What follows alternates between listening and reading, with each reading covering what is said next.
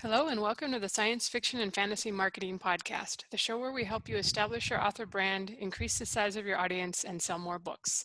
I'm Lindsay Baroker, and I'm here with both co-hosts this week. I'm Jeff Poole. And I'm Joe Lalo.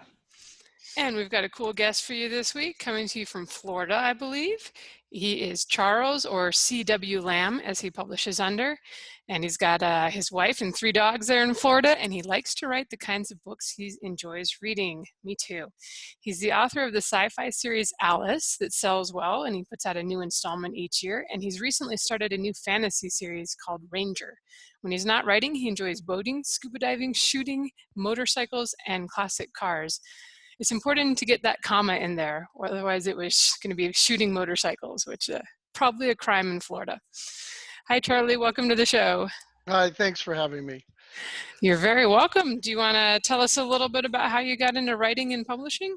Yeah, I don't, from what I've seen of your show so far, I think I'm a little bit unique in that I never wanted to be a writer. It was never in my DNA to write short stories, even envision books or novels or anything like that. Love to read. I've been reading since I was little. In fact, that's what my editor tells me. I actually had been training myself for this career and never even realized it. But my ex-wife used to write for television. She wrote for Married with Children and Alf. She used to be a screenwriter. And about 15 years ago or so, I was helping her on a project, and she said, you're kind of good at this. You should give it a try. And it's like, no, forget that. That's never going to happen. And then a couple of years ago, I was reading a book from one of my favorite authors, and he did one of those projects where he worked with somebody for the first time. I mean, you read the first 4 books in the series and it's all his, and then you get the 5th one and it's nothing like anything that he did before, and it's one of those, I can do better than this. So I thought about it, and then finally told my wife. I said, I'm going to try writing a book. And she was very, yeah, honey, go ahead, knock yourself out. So I went ahead, wrote the first book based on a concept which Jeff, you'll appreciate the difference between what's artificial intelligence and what's artificial life. And that kind of spawned into the whole computer geek sci-fi, which was the first book, Alice, which stands for Artificial Life Intelligent Computing Environment. So started writing it out, and I thought, I should really have somebody look at this before I go much farther, because we've all been there where somebody says, I'm writing a book. And then you talk to them a few months later and say, how's your book going? And then a few months later, it's, how's your book going? I didn't want to deal with any of that. So it was kind of a secret project, but I sent the first 5 or 6 chapters, I think it was, to my ex-wife, who in the back of my mind, I'm remembering all those people that would give her manuscripts over the years, and she would look at it and say, how am I going to tell this person that this book really sucks? So I told her right up front, you got to be honest with me. I don't want to waste any time if this isn't going to go anywhere. And she went through it and she said, well, kill the first 3 chapters, start on chapter 4, and it's actually not bad. So I went ahead and finished the book. I had her edit back and forth, and finally got to the point where she said, look, I don't really like this kind of story, but it's complete, it tracks. I think you should give it a try. So I did the road we all did, which is send it out to publishers, send it out to agents. And after a year, I got a lot of thanks, but no thanks, really not interested. So at that point, it was like, well, do I shelf this? What do I do? And then I happened to run on read an article on indie publishing. This was probably October of 2014. And I think it was really at that point starting to make a breakout where Amazon was making a dent in the market. So I did a little more research, and I said, well, look, to me, in my mind, the 3 things that are going to sell this book is a good cover, a good summary, and good reviews. And I can control 2 of those. So the one rule I had when I started this whole thing was it had to pay for itself. So being the computer geek, I broke out the Photoshop and pieced together what I thought was a pretty good cover.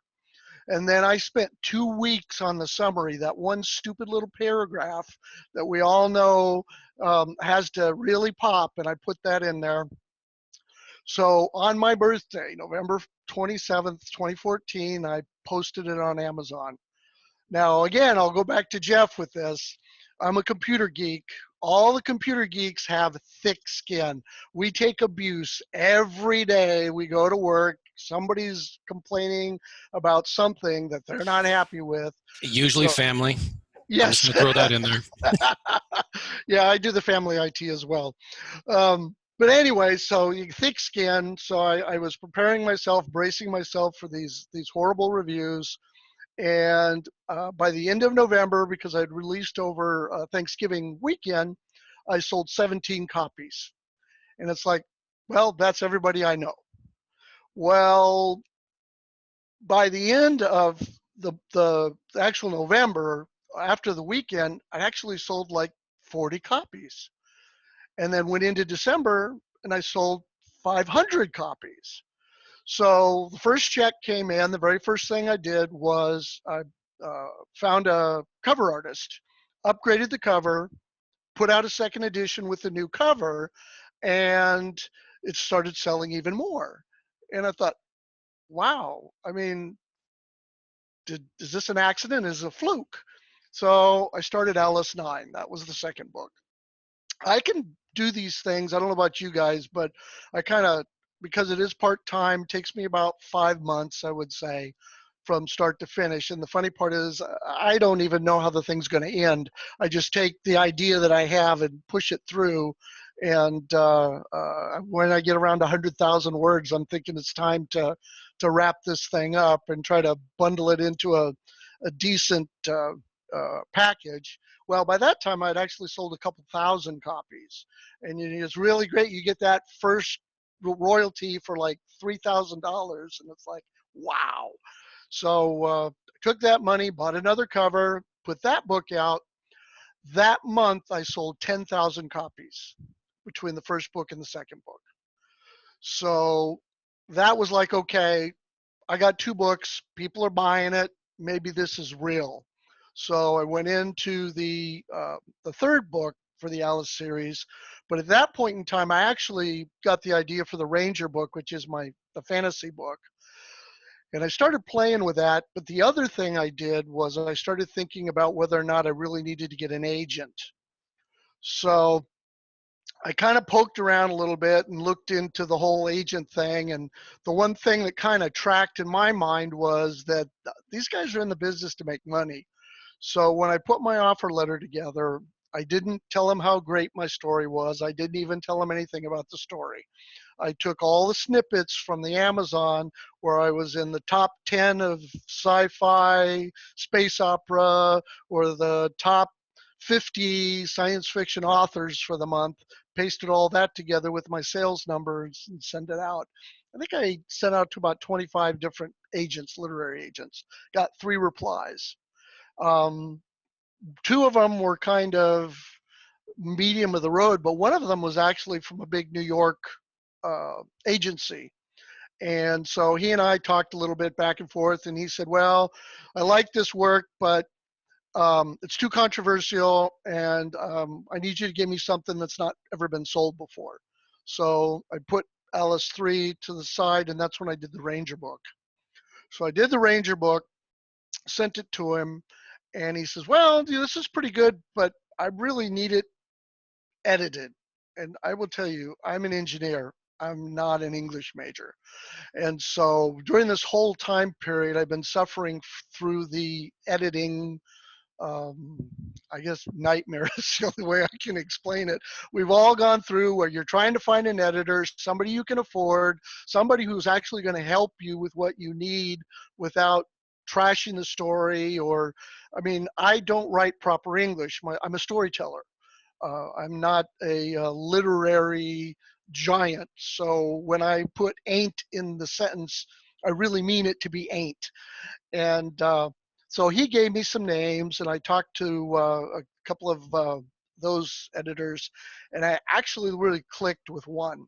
So he and I worked together, and we kind of negotiated a price, and so he helped me with my Ranger book. Well, Ranger's done. Ranger's into editing. I jump back on Alice. Alice 3 is all me, no editor, and the books are still selling.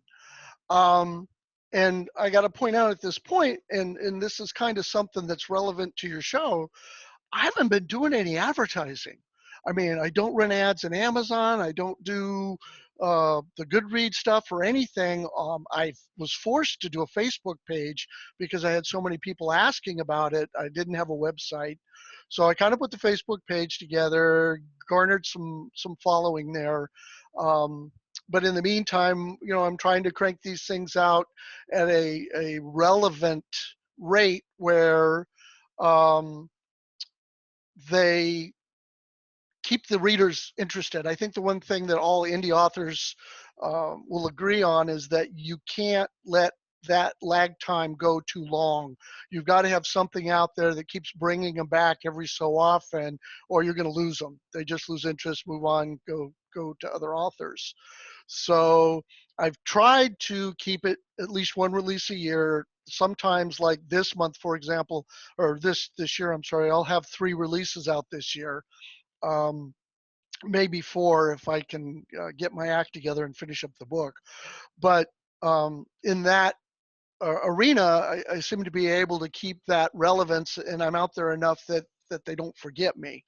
But like I Now, said, could I after, ask, sure, go ahead. I was one of the things I was curious about is by some indie author standards now, 1 release a year is not very fast, and people are finding they have to release really often to keep Yeah. the book selling.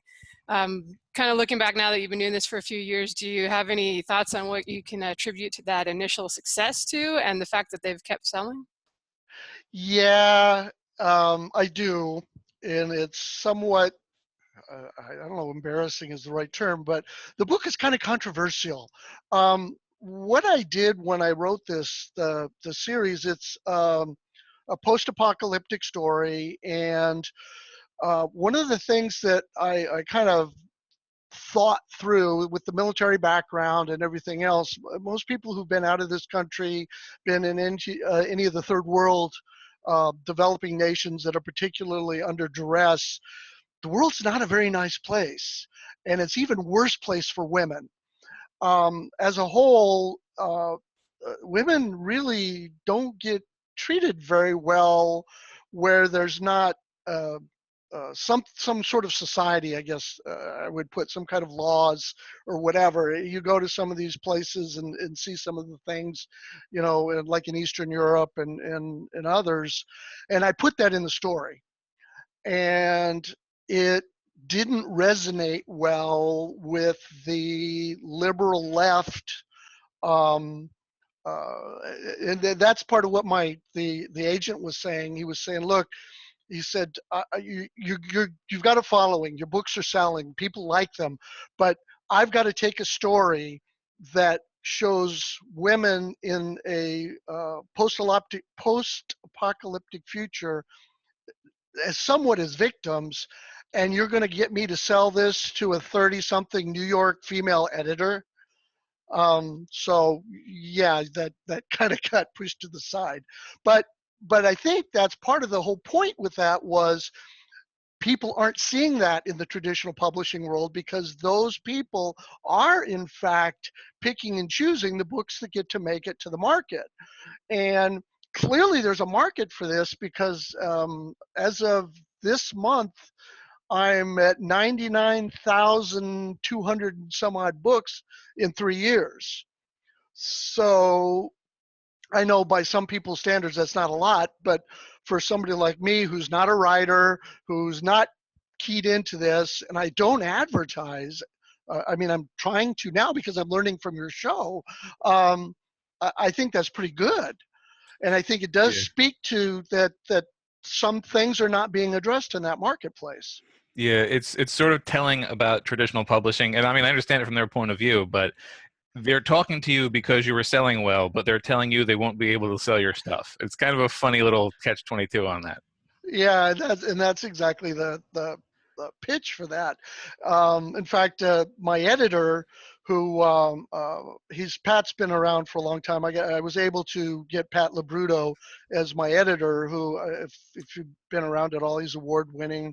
He's edited for some very big names.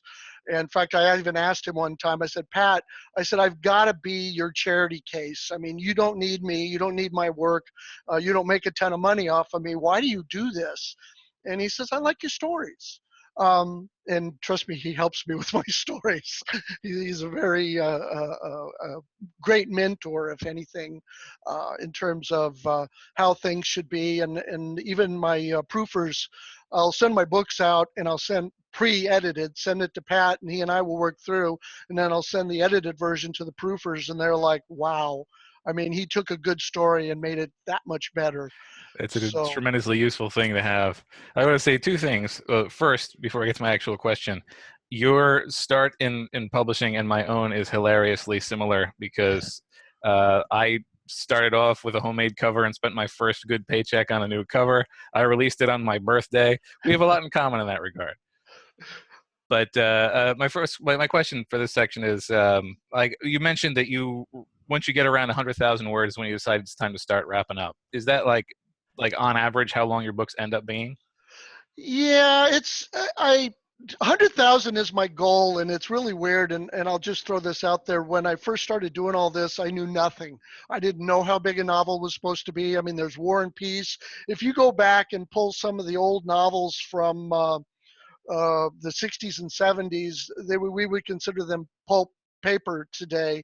I mean, they're tiny, but so I went to Baen Books because Baen is my kind of my target demographic in terms of the sci-fi at the time, and I pulled down all their submission requirements, and that's really what I kind of used as my guide. Now, I've been told that Alice, the first book, could actually be 2 novels because I put so much action and so little filler in. And I think that's like 135,000 words. And then Alice 9, I think, is like 118 or 120, something like that. It's my target goal, but the Ranger books, for example, I think Ranger is right around 90 or 95,000, and Dragon's Teeth, which will come out in June, is like 87,000. So it's a guideline. Obviously, the story has to tell itself, and so it's not always hard and fast. But I'm not even sure, what is a novel these days, 70,000 or more, or something like that? You can usually get away with anything significantly over 50,000, I think. Oh, wow. I would shoot for 75 to call it like a novel I'd be comfortable full price on.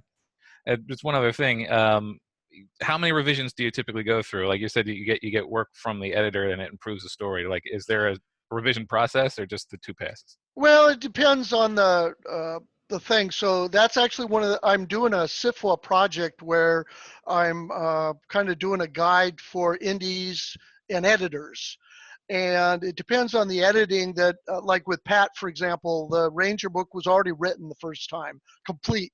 So he really wasn't doing much of a content edit per se. It was really more of a line edit, but he did come back to me and he said, for example, you have 3 holes in your story. I need 3 snippets, a couple paragraphs in each area to fill out. And then he goes in and does the line edit. But when I did Dragon's Teeth with him, for example, he was the one who even came up with the title. I had something like that series is going to be the story of a guy who's moved from our technology world into a magical world.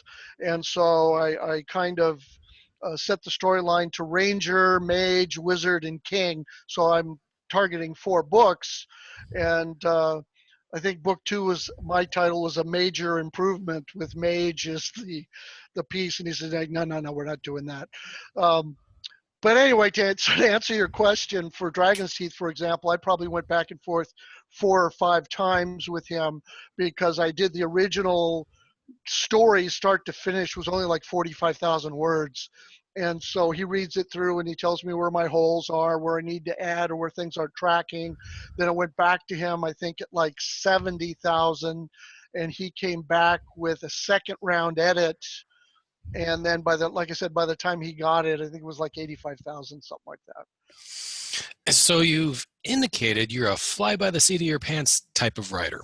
So my question to you is, do you maintain a set timetable for your writing? Do you have you give yourself word count goals? No, it's for me, like I said, I have a concept that I start with. Like I said, the Alice books were what is artificial life. In the Ranger books, it really was just taking a guy out of modern Seattle and dropping him into a medieval world where all of his technical skills translates to magical abilities. I'm writing a series right now that is with the agent, which is one he feels he can take to the New York editors.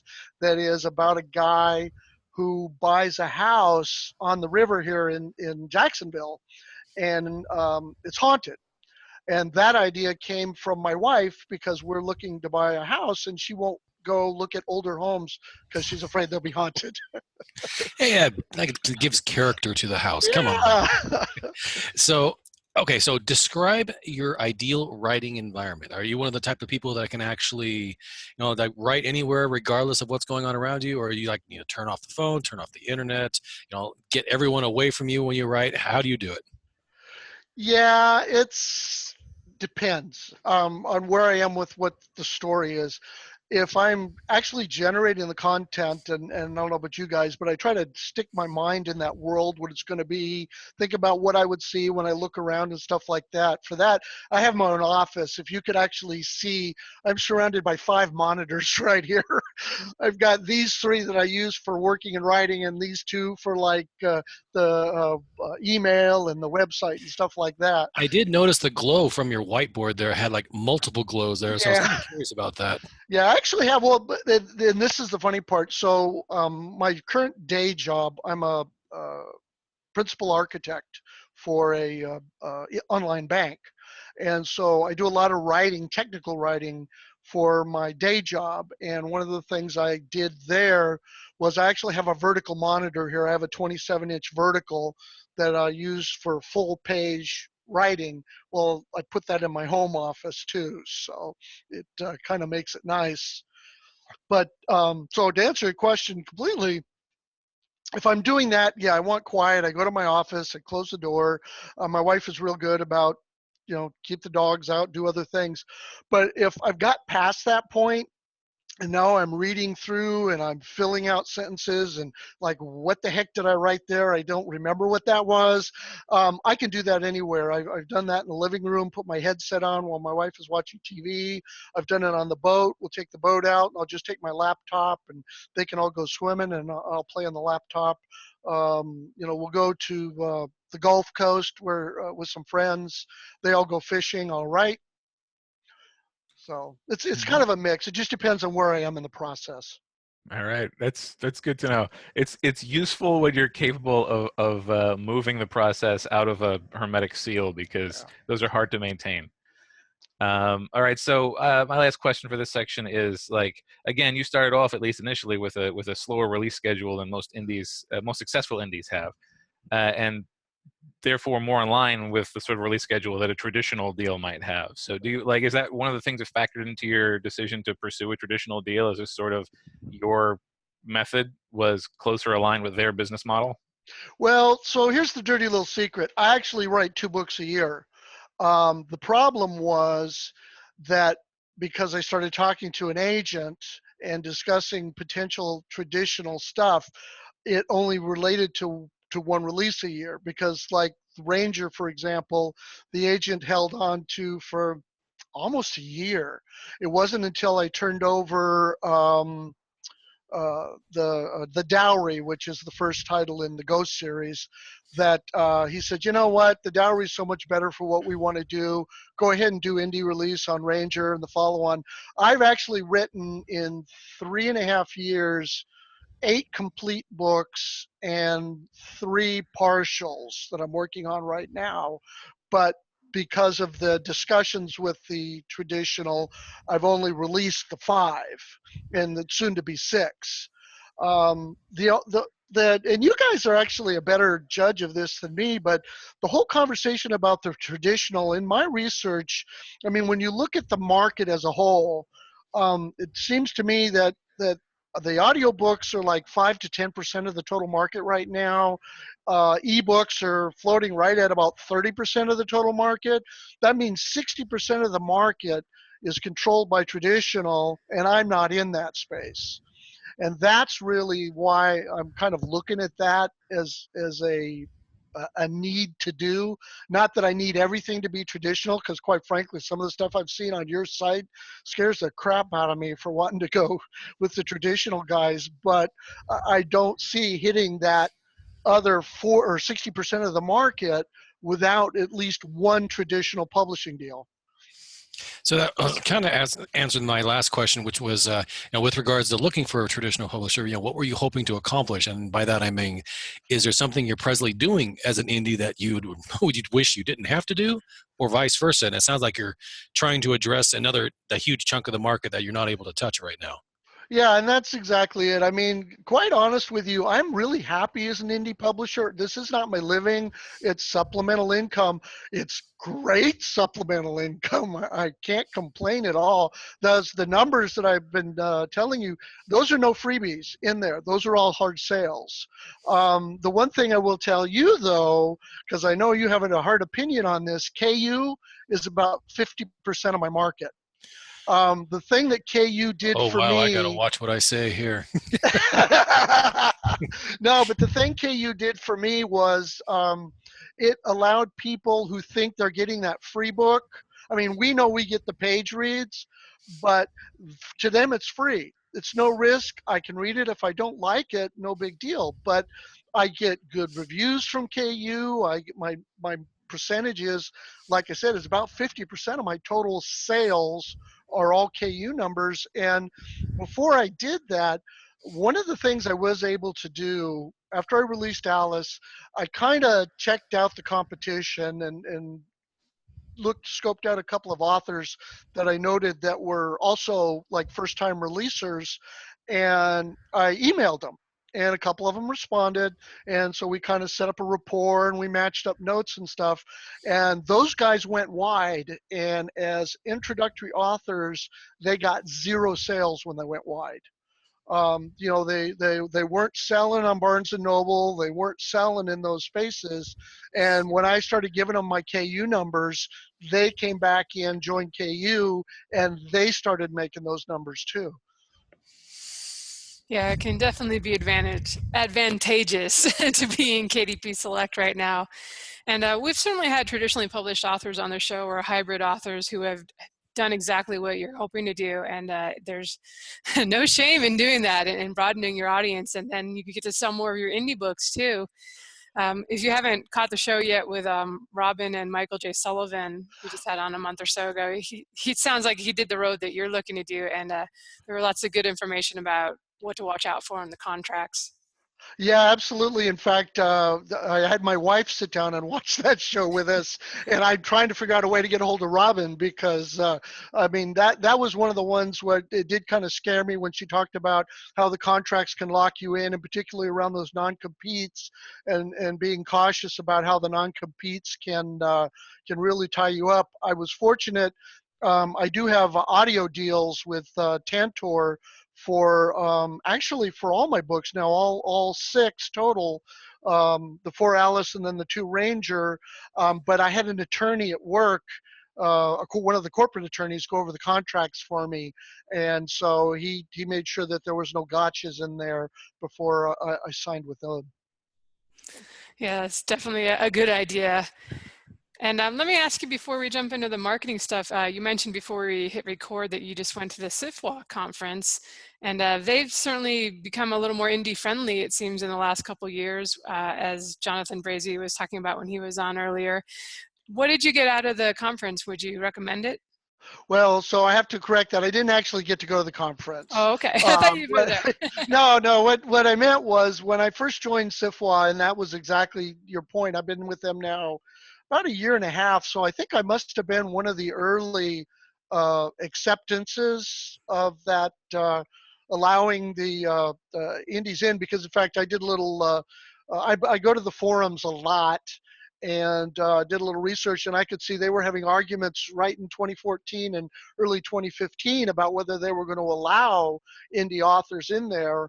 And I think it really was the sales numbers more than anything else that kind of sealed the deal for that, in terms of, well, you may or may not have an opinion as an indie author or a real author, but if they're bringing in $50,000 a year in sales, that's still real dollars. So that was a big one. And then Jonathan, like I said, Colonel Brazy was one of the people who reached out to me early on when I first started going into the forums, and I was actually honored to be able to interact with Jerry Pournelle before he passed away.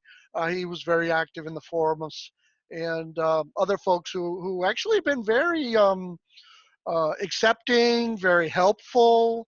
I think if there was any issues, that was all resolved before I ever joined. All right, cool. Well, we'll have to get someone that was actually there that can give us the lowdown, because somebody posted the panels on K-Boards, I think from 2017, and mentioned that Data Guy was going to be there, and we had him on the show last year, and that was great. I was tempted to go just because of that, but I was at the Selmore Books show just a couple weeks ago, so that was too much for too many trips back east in 1 month. Well, and that's actually that's one of the things I haven't been doing either. My editor Pat is like, okay, it's time to grow up and be a real author. You need to fix your website. You need to start going to the trade shows. You need to start applying to be on panels, to do all of those things to get involved. Sounds like you're very, very active with that. Well, I've just gotten so that I have friends from different parts of the country, and it's kind of fun to go see them. I'm not actually a huge person as far as going on panels and all that stuff, but it is fun to get to meet other people who are doing what you're doing, because I don't know about where you live in Florida, but I'm up in the mountains in Arizona, and there's a couple other indie authors around, but it's not like you can just talk shop with somebody you run into at the coffee shop. Well, I was actually fortunate that one of the guys at work, his wife is an indie author, and when he found out I was doing it, we had a little conversation, and he's like, "Oh, you have to come over to the house and talk to my wife. She's got me buying marketing. She's got me buying this. We're paying for all these shows." And it's like, yeah, I made that rule. If the books won't pay for it, I'm not doing it. Yeah, and it's certainly not anything you have to do. I think I was like full-time and then some before I ever went to one of the conferences or anything, but it can be fun. Well, and that was my thought too. I really needed to feel like I'd established myself before I actually felt justifying in doing that. All right, well, so let me ask you now, you had this great release right off the bat, and it sounds like you got a good cover eventually, but it sounds like you weren't doing a whole lot besides going into KDP Select. And was KU out in 2014? I don't remember. I do. Yeah, it used to be when I first did it in 2014. It was, like I said, it was very late 2014. They were borrows. They weren't actually page reads, and it did kind of go through a transformation. And quite honestly, I didn't pay a whole lot of attention to the names. I do remember that there was a huge upheaval when they went from the borrows to the page reads, because all the people who were doing the novelettes and the short stories.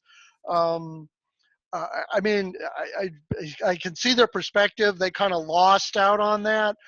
For those of us who actually write large volumes, it was much better for us, because now we were getting rewarded for the amount of pages we actually did create that the reader wanted to follow. But yeah, whatever it was, because in fact, when I go back and do my numbers, I have a whole set that were borrowed, and then the whole page reads that I have to convert based on the conversion factor. I don't know if you guys ran into this, but Amazon's actually changed that 3 times now. So if you calculated the number of books you sold based on page reads 2 years ago, and you calculate it again today, it's going to be different. All right, like where they decide how many KENPC your Yes. manuscript is. Oh, okay, yeah, I do remember that coming up a couple times. And as we've talked about with other guests on the show, just launching into KDP Select is no guarantee that you're going to get sales. What did you do? Did you start at 99 cents or did you go full price right out from the starting No, box? I started at 2.99, which was the bottom of the 70%. The 99 cents thing never made sense to me. I mean, I don't know, maybe you guys can explain it, but to me, 99 cents, you're only getting 35% of the overall royalty. I mean, why that piece didn't really resonate. Like I said, I think for me, the big thing was that the book was a little bit controversial, and I got reviews. I don't know if you guys have gone and looked at those reviews, but they literally were 5 stars or 1 star. There was not a lot of middle area there. I think my overall rating is like still 4.1 or something like that, 4.2. And then if you go to Goodreads, I think maybe a little bit more honest reviewing. I don't know what your guys' experience has been with Goodreads, but I'm still a 4.0, I think, in Goodreads for that book.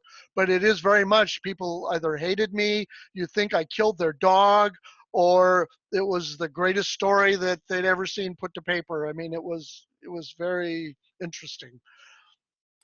I can see those kind of reviews actually drawing people in and making them curious and like, whoa, I got to check this out, as opposed to, oh, that book has 94 and 5-star reviews and a 4.8 average. It sounds like somebody's ARC team came in and, and just made, like one with a lot of 1 stars that are just really tearing it apart. I could see where people would be curious. Well, there was another thing I did, and again, I'll revert back to Pat, my editor. His words were, "You were too stupid to know you weren't supposed to do what you did." I interacted with the readers and I interacted with the reviews. I read every one of my reviews, and people would make comments, and I would ask questions. Again, Jeff, this is back to the thick skin. I would try to take each one of these as a learning moment and say, look, you didn't like my story. What is it you didn't like about my story? I got a lot of hits on editing early on. I mean, and I understand that, but there would be some people who would make a comments, well, I didn't understand why this happened, or this really sounded stupid, or this. There was one thing that really saved me, and I'm going to give you a spoiler alert. In book 1, there was a secret weapon that defeats the alien attack at the very end of the story, and I took a lot of heat from that. But the second Star Wars or Star Trek movie used the exact same weapon to kill the aliens in the movie. Yeah, see, you went one step farther than I did. You actually asked them what you didn't like about it. When I got a couple of the 1-star reviews, I pretty much just said, "Hey, there's a lot of books out there. Thanks for giving mine a try. Have a good one." And I had a lot of people respond like, "Well, that's a really cool way to do it. I'm going to give it a try anyway." So you never know what's going to happen. Well, exactly, and I actually had a couple of those too, and I had another one too where, and it was a female reader, and it was back again to the part about I don't appreciate how you treated women, and I said, well, if you actually read the book, you'll see that the women actually end up running everything. The women are the ones who take power, but I laid out the scenario and I explained, what would you have done in this circumstance? Well, I had another reader come back and said, you know what, when I saw her review, I wasn't going to read your book. But then when I saw what you said, that piqued my curiosity and I really liked the story. It's excellent. Early on, I interacted with some people to the point where I spoiled a plot point in the 3rd book so that somebody who said they had stopped reading after the 2nd book because they didn't like a counter plot point. I was like, this happens in the 3rd book. Read until you get to that. So, all right. So my question here is, I know that you basically didn't have a launch strategy for the 1st book, but you had a year between the 1st book and the 2nd book, roughly. Did you sort of have any other things in mind? Like, did you put together a launch strategy for your 2nd book? No. What the 2nd book to me was only proving that the 1st book wasn't a fluke.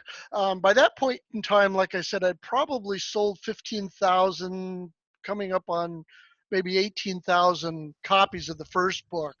And so I was really relying on the fact that there were people out there that had been interested enough in the first one that they might want to read the second one. And like I said, it definitely, I sold almost 11,000 books in 1 month, the release month of that book. So there were that many readers from the first one who were actually waiting and looking for it. So to Lindsay's point, I, this was pure fluke. I mean, I fell into this thing smelling like a rose. I can't really say that any of it was due to my clever marketing strategy or whatever. The only thing I did with the book two that I did with book one is I gave it the best possible cover I could, and I put a lot of time and effort into that synopsis to try to make people even want to read it who may have liked the first book. So let me ask you this. How many books have you released right now? 5 books. The 6th book comes out on the 20th of June. So let me ask you this. What do you plan on doing for your release for book number 6? So now, and I did this with book number 5, I have a better website. I've integrated, I haven't really done any Facebook sales. I did Amazon sales. Ads and Goodread ads. I've pushed it out on the Facebook piece. That's about it. I mean, I'm really playing to, oh, excuse me. There is one thing I have omitted in all of this. Are you guys familiar with Sci-Fi Bridge? That's Rhett Bruno's Yeah. thing they put together. Yeah, there's like 80 authors in there. Yeah. He reached out to me about a year ago and asked if I would be interested in participating and include my email list. And Lindsay, I heard you talking in an earlier episode about the whole email marketing thing. So my original email list was like 20 people, but he went ahead and I joined. I had my 20 people, but I also offered up a copy of my first book, Alice, for one of his promotions. Out of that promotion, I got 800 and some odd email inquiries. I guess the way he does it is people say, do you want to know more about this author? With the second go round, that list went up to right around 1,200, 1,300 email addresses. And so I have been using that as well. This is back to, again, Jeff, the computer geek. I have Thunderbird set up on my laptop. I'm using Amazon SES, and I use MailMerge. So I send out my own email marketing blasts. Yes, I have to deal with this is spam or abuse complaint piece, but my percentages are less than 1%. So Amazon hasn't killed me. All right. Well, it's good that you are adapting and learning as you continue to publish. I mean, it's actually kind of tough sometimes when you get early success and you're not sure exactly why it happened. No, that's true. I will say that I think you kind of jumped into that space opera, military, sci-fi category before Chris Fox wrote his book on Right to Market. So you were, inadvertently kind of early to a niche that was later identified as being kind of a hungry niche that there were not enough books to satisfy them. So that's awesome. Yeah, no, I'd rather be lucky than good any day. Absolutely. So let me ask you, you've got this list kind of based off the sci-fi stuff, it sounds like. Did you email them and have luck when you switched? You kind of, it sounds like it's a similar setup where somebody jumps into a different time period. So maybe your books aren't all that different, but were you worried at all about going into fantasy? A little bit, because honestly, I read a lot of different genres, and I mean, I do the Robert Ludlum, I read Terry Brooks, I've got Heinlein collections, so I do that, but I don't know if I'm a typical reader or a abnormal reader.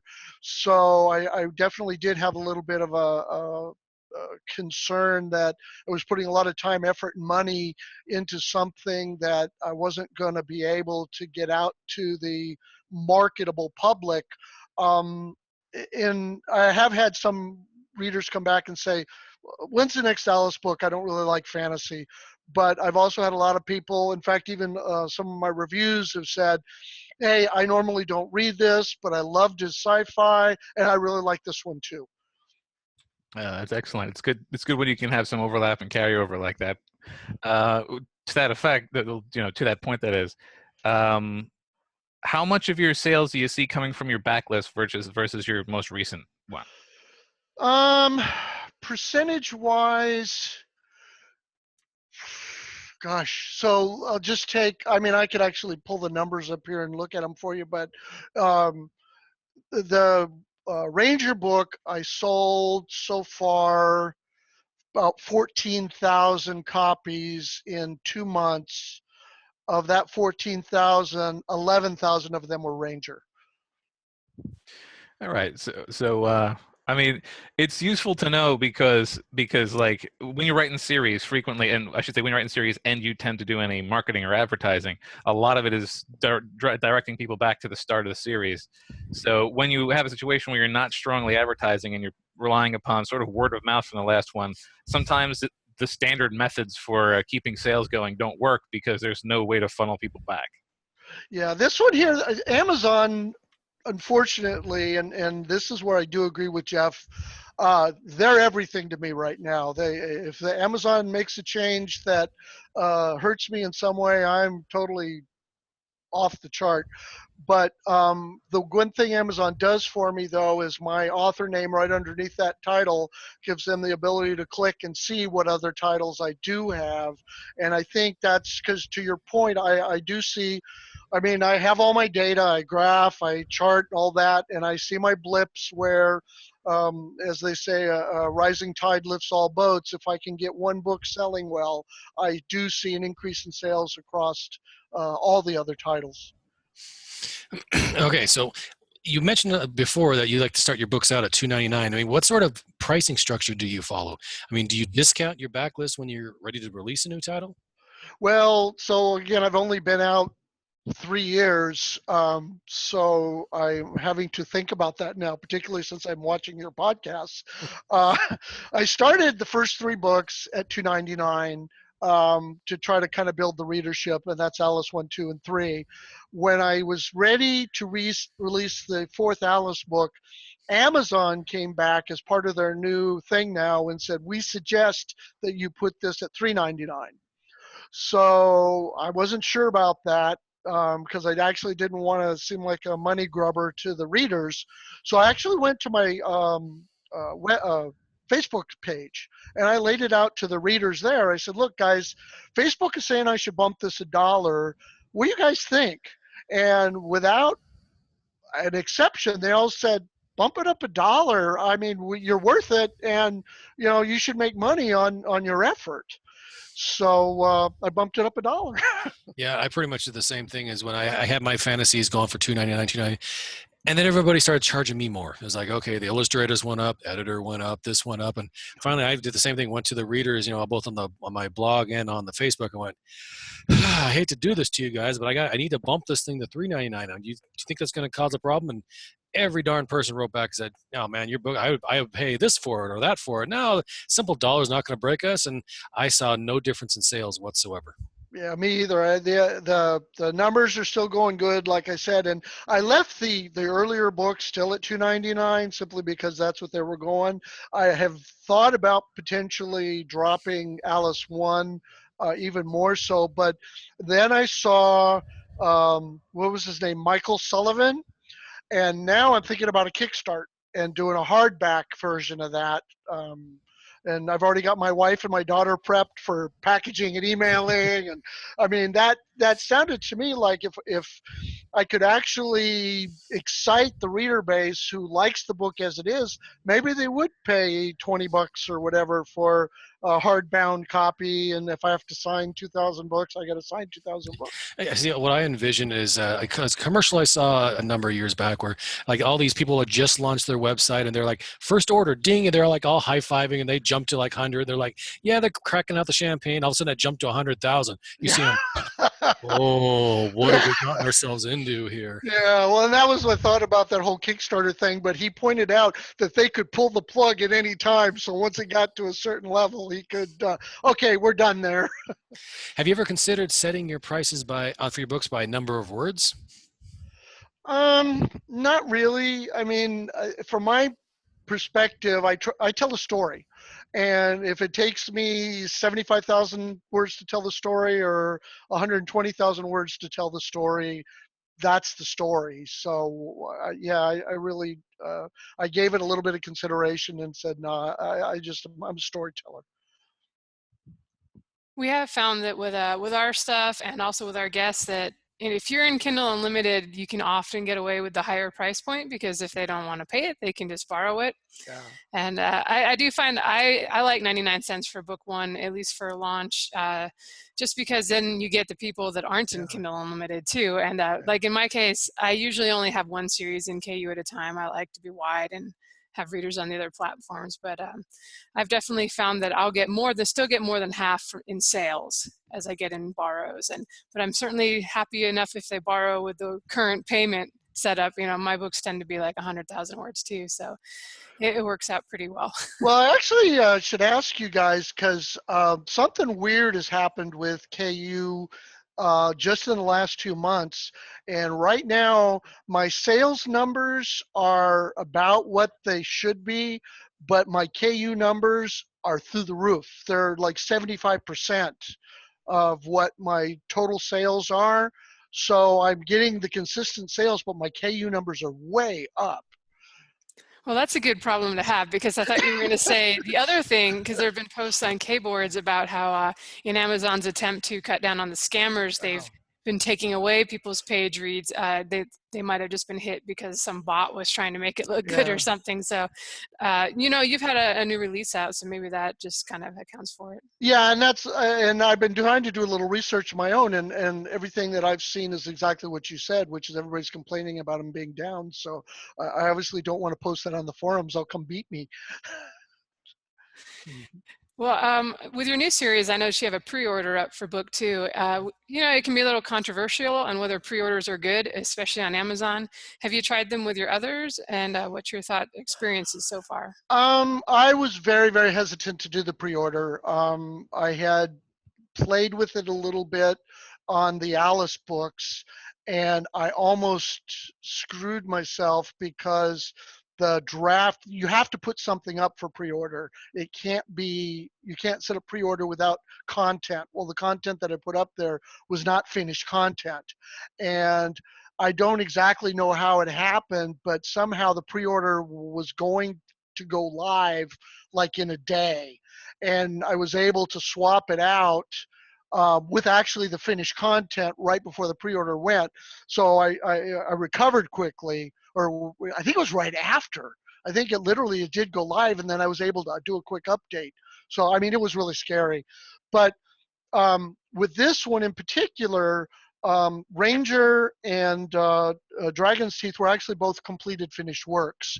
So this one was a methodical attempt to keep the stream going at a fairly high rate. So you'll note that Ranger went out. See, I think I released the last Alice book.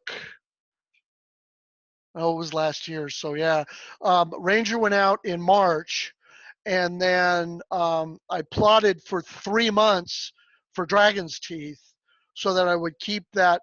Just as the sales start to dip, it would jump up again for Dragon's Teeth, and then my goal is to finish Alice 5 by November, so that the July, August, September, October piece is going to be a little bit thin, but then Alice 5 will come out in November. Sooner if I finish, but. Yeah, you can join us, a bunch of us, in the group of trying to keep 2 series in 2 different genres running at the same time and keeping releases coming out regularly. Well, I'm actually a little bit screwed up in that as well, because I have another series that I have 2 completed works in that is of all embarrassing things for me, paranormal romance. So I'm writing romance novels now, but those 2 finished works are with the agent. And I'm actually, the things that keep hitting in my head, and I don't know how you guys deal with this, but you're working on a story, and it's that thing that keeps beating on your brain that's the one that wants you to work on, but it's the one that is so far away from sales right now that you kind of keep holding it off, saying, stay back there, let me finish this stuff first. what I usually end up doing is end up writing and releasing that and then not making any money on it. So Yeah. I would say listen to your inhibitions on that one. Yeah. All Avoid right, April so 1st. so you said that you make half of your money from KU, and the question I would have is obviously it's a huge part of your strategy right now. But if the bottom fell out, if Amazon did make a change and everything fell out, would you still stick in Amazon, or do you think you'd take a shot at Wide if it seemed like you'd make more money there? I think today with the readership that I have established, I think Wide is a much more uh, reasonable possibility for me. I really, really do have to say that KU, for a beginning author with no credibility, I mean, the only thing I had going for me was my name is the same as an 18th century English author, and everybody sees it and says, oh, wait, yeah, I don't want that guy, let's go over here. So that's part of the reason why I actually had to go C.W. Lamb, is because go to BookBub and try to register your sci-fi, and they keep giving it to that other guy. But I think I could do it now. With regards to ye almighty Amazon, do you feel that any author would be a good match for KU? No, I think if you're an established author, I mean, somebody like Michael Sullivan was a good example. That dude's selling awesome. Why he would ever think to go to KU, I can't really fathom.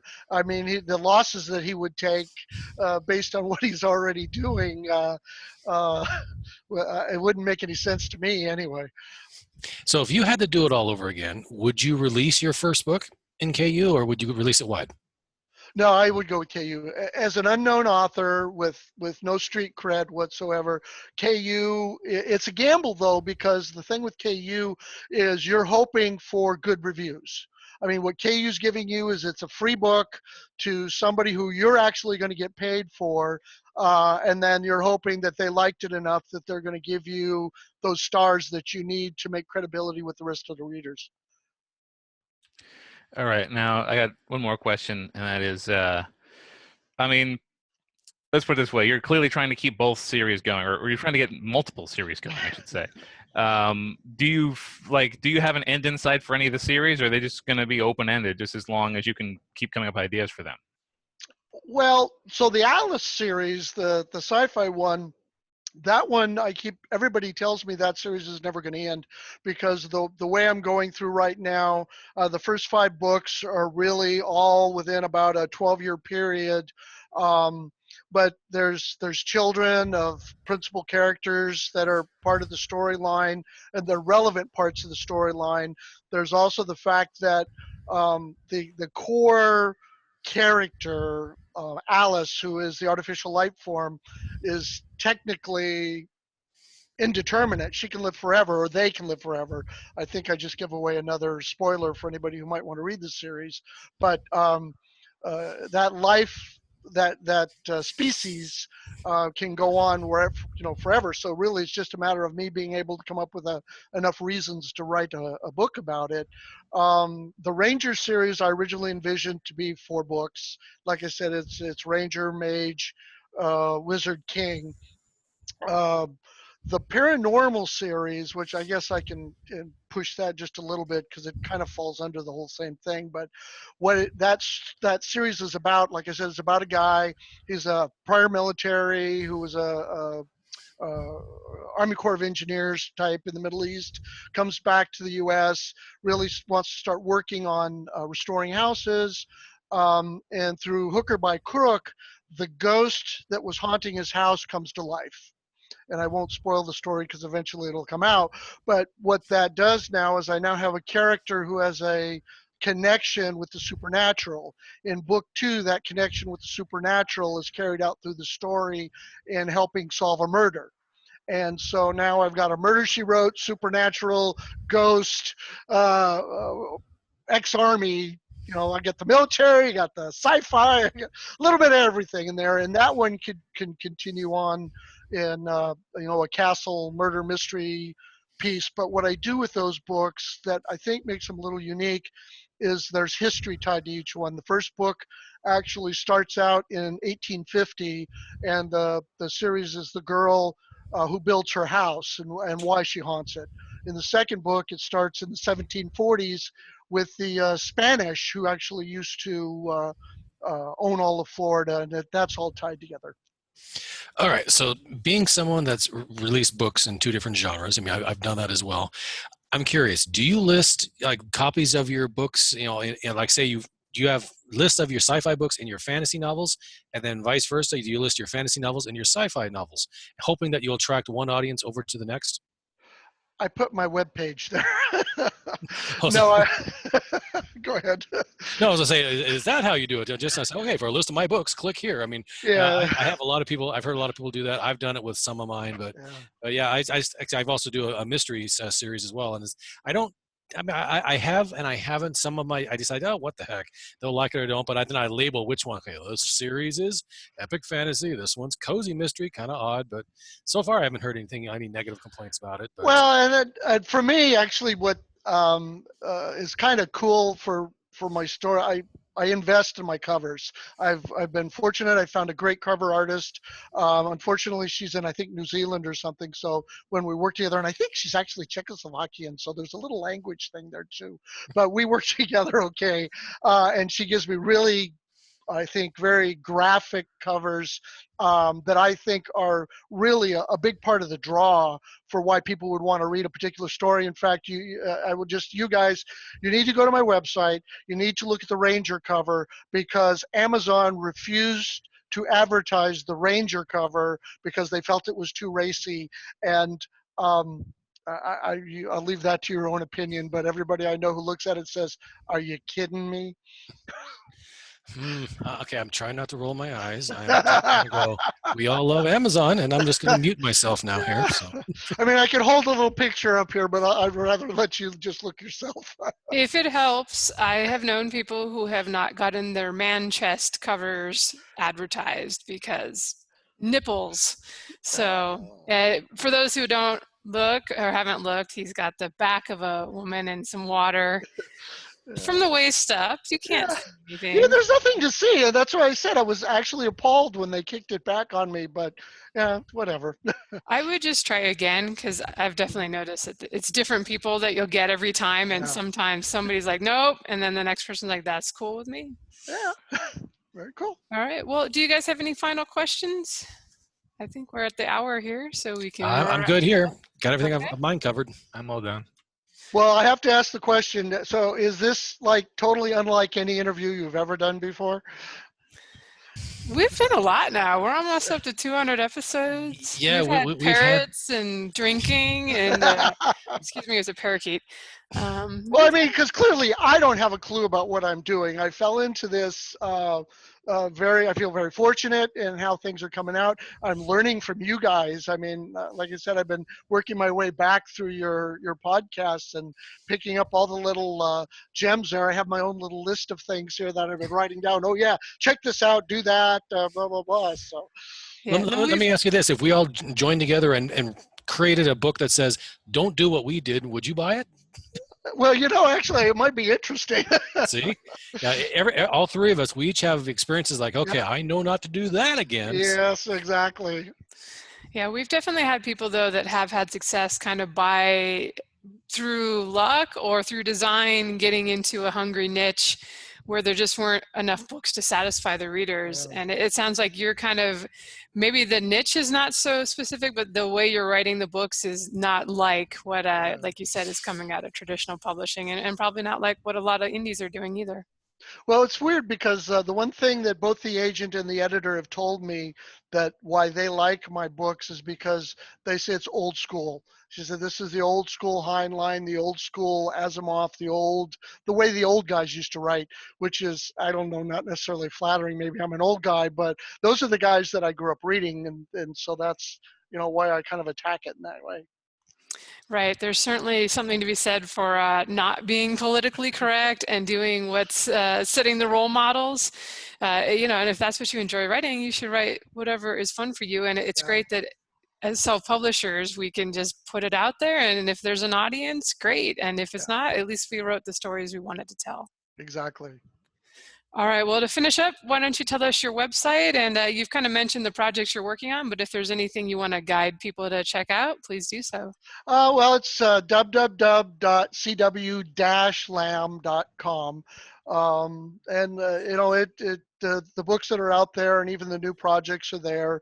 Like I point out, I encourage people to be adventurous. I mean, to your point, the whole reason we are indie is because we weren't appealing to the mainstream, but yet we're selling. There's definitely a market out there, and there's people who actually want to read what we're writing, and as long as we try to be respectful and not actually go after somebody or some particular thing, but try to be entertaining, the more the better. Definitely. And thanks so much for joining us for this hour. And thank you everyone for listening. I will put the links to your site and your books on episode 183, I believe this is. We're getting up there. All right. Thanks everyone. Have a good day. Nice to meet you, Charlie. Take it easy. Nice to meet you all. So long, everybody.